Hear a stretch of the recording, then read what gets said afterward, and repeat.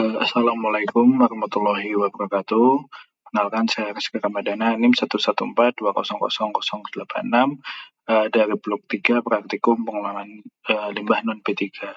Pada kesempatan kali ini saya akan menjelaskan mengenai pembahasan yang telah saya buat pada acara 7. Nah, untuk acara 7 ini membahas mengenai perancangan unit sedimentasi. Nah, pada unit yang dirancang ini terdapat 4 zona, yaitu zona inlet, zona pengendapan, zona outlet, dan zona lumpur. Nah, pada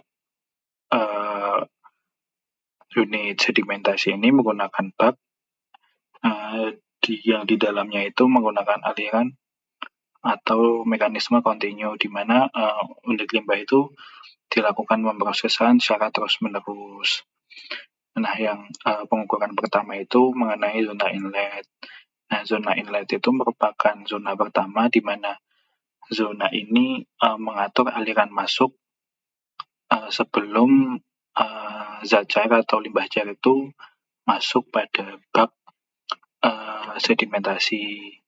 Nah, zona inlet ini merupakan 3 pipa, di mana 3 pipa ini memiliki 20 lubang pada satu sisinya, sehingga memiliki total 40 lubang per pipanya. Terus diameter lubangnya itu sebesar 0,0399 meter. Nah, digunakan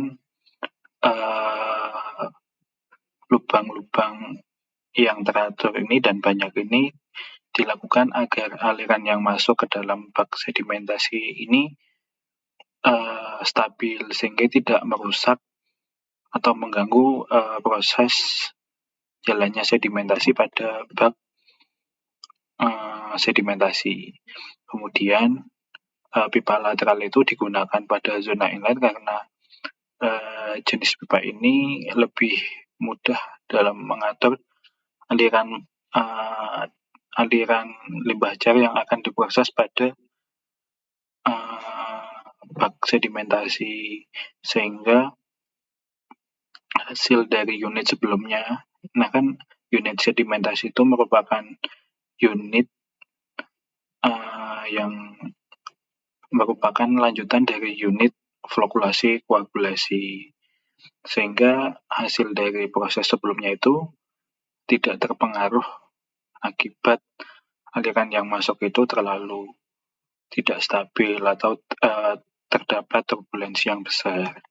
Kemudian yang kedua itu yaitu zona pengendapan. Zona pengendapan ini merupakan bak sedimentasi di mana terdapat peristiwa mulai tersedimentasinya zat akibat vlog-vlog yang sebelumnya sudah terbentuk tuh dari koagulasi yang ada di unit sebelumnya.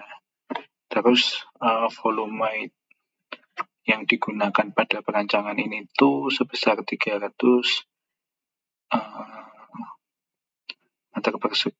meter kubik. Kemudian limbah cair itu dialirkan secara horizontal, sehingga kecepatan pengendapannya itu dipengaruhi oleh kecepatan aliran. Jadi kecepatan aliran itu harus benar-benar diperhitungkan agar proses sedimentasinya itu yang ada di unit ini tuh lebih maksimal prosesnya. Kemudian terdapat dalam perhitungan itu terdapat pengecekan mengenai keberagaman jenis yang didasarkan pada bilangan Reynolds.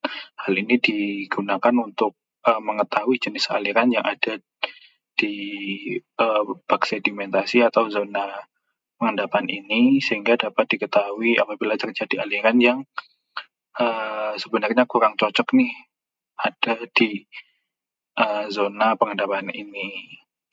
Kemudian selanjutnya itu zona ketiga yaitu zona outlet. Nah, zona outlet ini memiliki fungsi untuk mengatur aliran yang keluar agar tidak mempengaruhi proses sedimentasi pada bak sedimentasi. Nah, perancangan zona outlet ini dengan memberi jarak antar pipa dengan panjang yang sudah ditentukan. Dan tinggi outlet itu dirancang lebih rendah dari zona inlet agar tidak mengganggu proses sedimentasi pada bak sedimentasi. Terus yang keempat itu zona lumpur. Zona lumpur ini merupakan zona yang menjadi wadah dari lumpur yang sudah diendapkan. Nah, proses pengendapan pada unit ini tuh dan menghasilkan lumpur pada zona lumpur itu terjadi dalam rentan waktu 48 jam atau 2 hari. Kemudian kita dapat mengetahui sampai kayak volume lumpur yang dihasilkan. Kemudian perancangan dimensi bak dengan yang dilakukan dalam unit ini tuh memperhatikan volume lumpur agar tidak terjadi kayak terlalu besar kapasitinya sehingga proses sedimentasi dari cairan atau limbah cair itu tuh tidak maksimal karena bak yang seharusnya muat dalam volume limbah cair tertentu tuh jadi nggak muat lagi sehingga mempengaruhi proses berkelanjutannya. Nah, faktor yang mempengaruhi proses sedimentasi itu yaitu banyaknya lumpur, terus luas bak pengendapan dan kedalaman bak pengendapan. Kemudian pengaplikasian perancangan unit sedimentasi pada bidang teknik lingkungan itu mahasiswa dapat merancang unit sedimentasi guna pengoperasian IPAL, industri produk rumah tangga. Nah, dalam jurnal yang saya baca terdapat kurang mengertinya masyarakat mengenai dampak yang dihasilkan akibat pembuangan limbah industri rumah tangga tanpa pemrosesan terlebih dahulu sehingga pada sungai dan saluran irigasi itu memiliki kadar TSS yang tinggi sehingga memerlukan solusi dengan membuat unit sedimentasi. Mungkin cukup sekian yang dapat saya sampaikan. Atas kurangnya saya mohon maaf. Wassalamualaikum warahmatullahi wabarakatuh.